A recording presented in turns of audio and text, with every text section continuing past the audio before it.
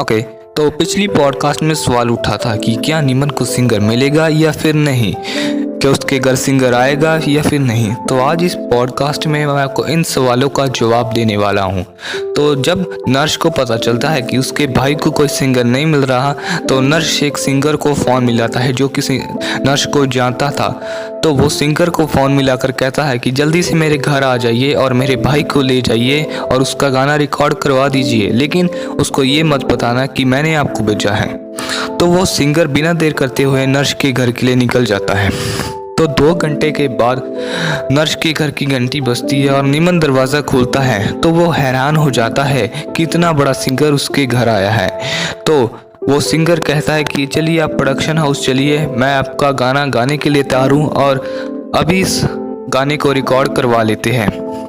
तो वो सिंगर नीमन को प्रोडक्शन हाउस लेकर चला जाता है। कुछ देर बाद नर्स भी प्रोडक्शन हाउस में आ जाता है। तो नीमन देखता है कि उसका भाई नर्स प्रोडक्शन हाउस में आया है। तो वो अपनी बदतमीजी दिखाने लगता है, नर्स को लात मार के गिरा देता है। ये सब सिंगर देख लेता है और सिंगर से आने से पहले नीमन एक और बात कहता है कि तू तो दो कौड़ी का आदमी है, तेरे जैसे लोगों की यहाँ क्या जगह है। तो ये सिंगर सब कुछ सुन लेता है। तो सिंगर सबसे पहले नर्स को उठाता है और उसे पानी पूछता है। तो नर्स का भाई नीमन ये देख के हैरान हो जाता है कि जब मैं आया तो मुझे ना चाय ना पानी पूछा और इसको सीधा ही पानी पूछ लिया। तो जब नर्स उठता है और जाने लगता है, तब भी नीमन अपनी बदतमीजी से बाज नहीं आता और लात मारकर अपने भाई को फिर से गिरा देता है। तो सिंगर नर्स की इज्जत के लिए नर्स नीमन के साथ गाना गाने से मना कर देता है। वो कहता है कि जो अपने भाई की इज्जत नहीं करता वो गाने की इज्जत क्या करेगा। तो नर्स उठकर सिंगर के पास जाता है और हाथ जोड़कर कहता है कि कृपया मेरे भाई का सपना मत तोड़िए, मैं आपके हाथ जोड़ता हूँ। जब ये नर्स कहता है तो वह सिंगर रोने लगता है और नर्स के पैरों में गिर जाता है और कहता है कि भले ही मेरे पास मेरा बड़ा भाई नहीं है, लेकिन आप जैसा बड़ा भाई सबको मिले।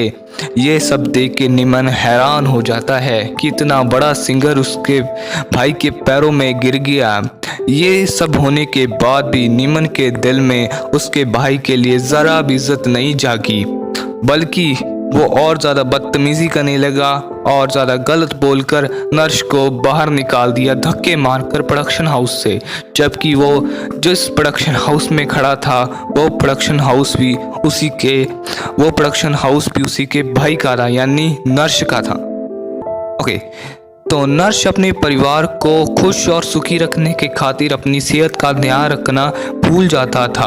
एक दिन नर्स के घर उसके सभी रिश्तेदार, दोस्त, यहाँ तक उसको चाहने वाले सभी आए, क्योंकि नर्स सभी से बहुत कम मिलता था। पर कहते हैं ना कि होनी को कौन टाल सकता है। जब नर्स कमरे से बाहर आए सबसे मिलने लगा, अचानक ही नर्स के सीने में बहुत तेज दर्द होने लगा। उसका दर्द बहुत बढ़ गया, हालात बहुत बिगड़ गए। नर्स बेहोश हो गया और थोड़ी देर बाद उसे होश आया तो वो अपनी माँ की गोद में सिर रख लिया। उसने अपने माँ की गोद में सिर रख लिया और सबसे कहने लगा कि अब मेरा समय आ गया है, अब मुझे ऊपर से बुलावा आ गया है, अब मेरे जाने का समय हो गया है।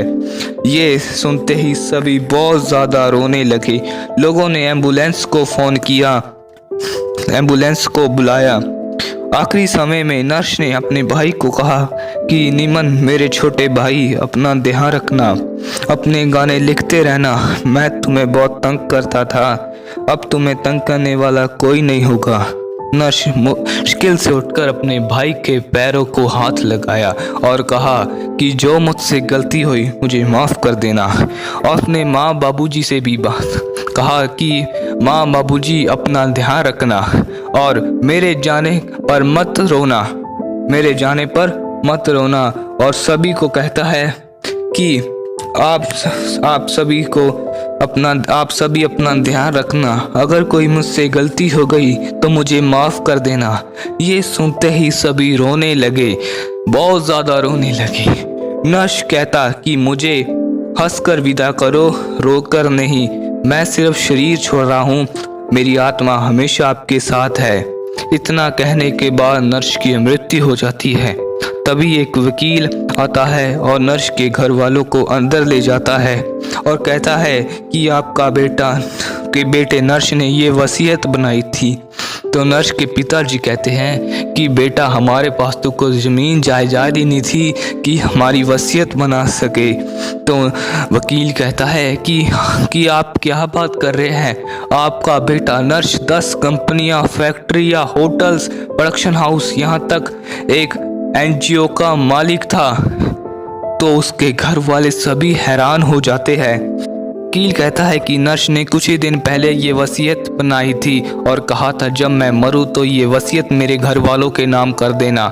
नर्स ने 5 फैक्ट्रियाँ, होटल्स और कंपनियां अपने माँ बाबूजी के नाम यानी आपके नाम कर दी और 5 कंपनियां, होटल और फैक्ट्री अपने भाई के नाम कर दी। और सबसे बड़ी बात, नर्स की सबसे मशहूर कंपनी कीरस प्रोडक्शन और 9 और प्रोडक्शन कंपनी अपने भाई के नाम कर दी। और एक और बात, नर्स फाउंडेशन भी आपके नाम कर दी उसने। ये सब सुनकर नीमन बहुत ही शर्मिंदा हो गया और कहता है कि मैं जीते जी अपने बड़े भाई की इज्जत नहीं कर पाया, लेकिन मेरे बड़े भाई ने मरने के बाद मेरे लिए अरबों की दौलत छोड़ दी। मैं तो बहुत ही बुरा भाई हूँ। नर्स, मेरे बड़े भाई, मुझे माफ़ कर देना। नर्स तो मर गया लेकिन अपने परिवार के लिए अरबों की दौलत छोड़ गया। एक बात मैं फिर से कहना चाहूँगा कि माँ बाप की कीमत तो जीते जी पता लग जाती है, लेकिन बड़े भाई की कीमत हमें उनके जाने के बाद पता चलती है, यानी उनके मरने के बाद।